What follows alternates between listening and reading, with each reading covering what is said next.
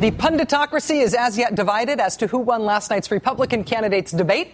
Michelle Bachmann for being noticed in this one, unlike the last one. Mitt Romney for seeming like he knew where his sentences would end when he started them, which was a stark contrast with Governor Rick smile and nod and grimace and lose the point Perry. If you watched the debate, it is, of course, your call as to who won this thing.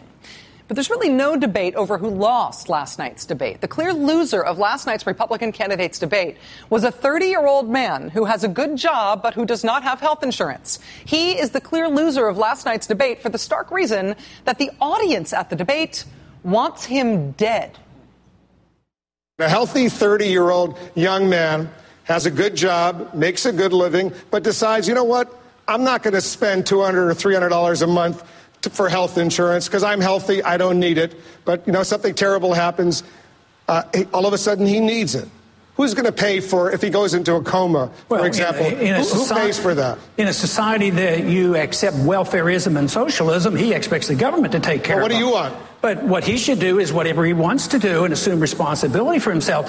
My advice to him would have a major medical policy, but not before. But he doesn't have that. He doesn't have it, and he needs intensive care for 6 months. Who pays? That's what freedom is all about, taking your own risk. This whole idea that you have to prepare and take care of everybody.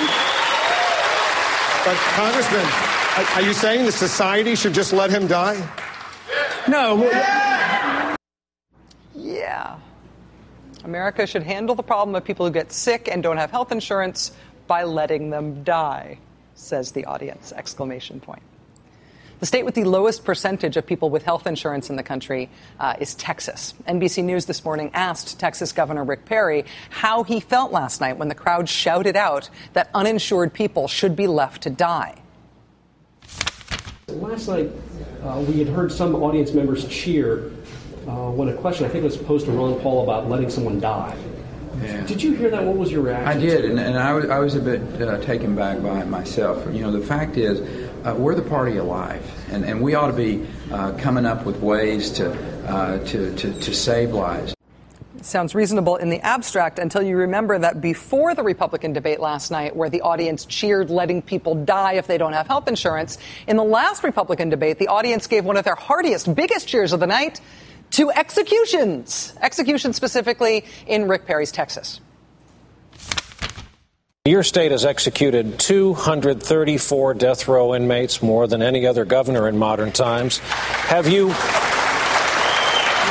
struggled to sleep at night with the idea that any one of those might have been innocent? In the state of Texas, if you come into our state and you kill one of our children, you kill a police officer, you are involved with another crime and you kill one of our citizens, you will face the ultimate justice in the state of Texas, and that is you will be executed.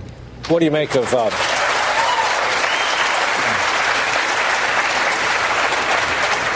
the dynamic just happened here? The mention of the execution of 234 people drew applause.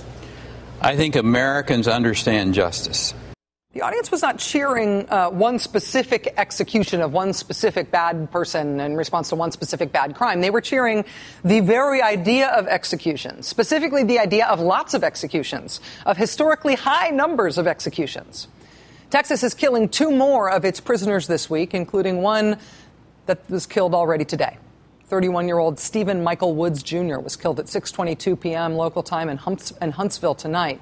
That's the 235th person Rick Perry has put to death in his time as Texas governor, more than any other governor in modern U.S. history.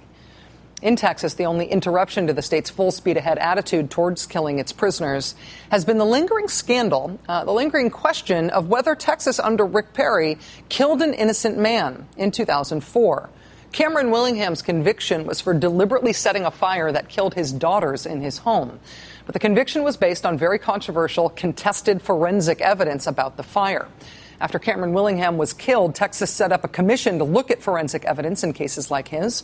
Governor Perry was criticized for replacing the chairman of that commission in the middle of its investigation of the Cameron Willingham case.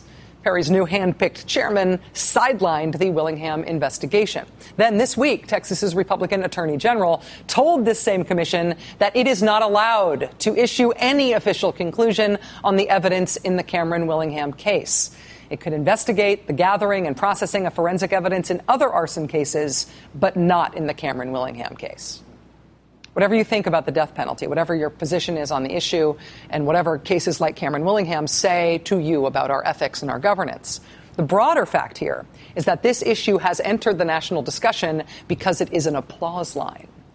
Hypothetically, if the Texas Forensics Commission were about to announce conclusive proof that Rick Perry in Texas did execute an actually innocent man, does anyone believe even that would hurt him with this year's Republican voters? Congressman, are you saying the society should just let him die? No. Your state has executed 234 death row inmates, more than any other governor in modern times. Have you? We'll be right back.